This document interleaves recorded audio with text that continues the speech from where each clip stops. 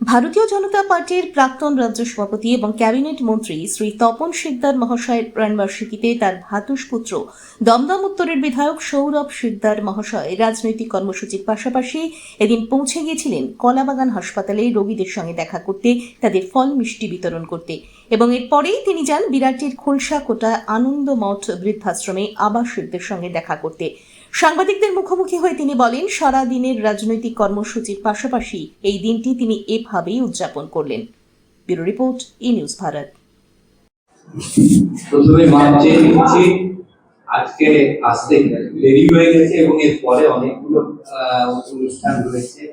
এখান থেকে নিউ ব্যারাকপুর যাবো, ওখানে বৃদ্ধাশ্রমে যাবো।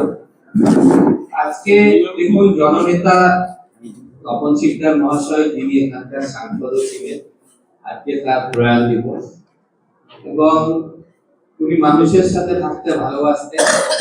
তাই আমি ওনার পরিবারের সদস্য এবং রমেশদা আছেন, তরিদা আছেন, সবাই যারা ওনার পরিবার, আমরা একটু মানুষের সাথে অন্যরকম ভাবে রাজনৈতিক অনুষ্ঠান তো রোজ থাকে, এইভাবে এই দিনটা একটু আমরা পালন করতে চাই।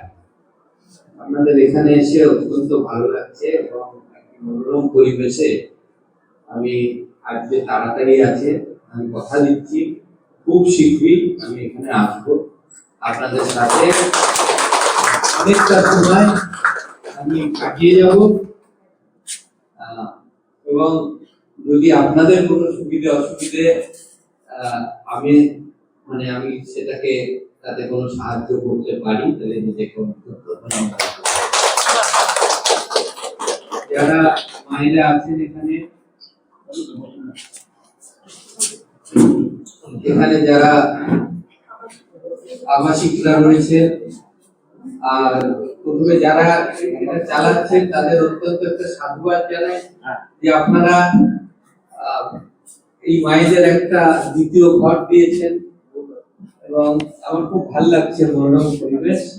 আশা করি আমি এসে আপনাদের সাথে আরো সময় কাটিয়ে আপনাদের যা ভালো মন্দ আছে শুনে সমাধান করার চেষ্টা করবো। তাই ভালো থাকবেন সবাই, আনন্দে থাকবেন। আমি সবসময় আপনাদের পাশে আছি এই প্রতিশ্রুতি দিয়ে আজকে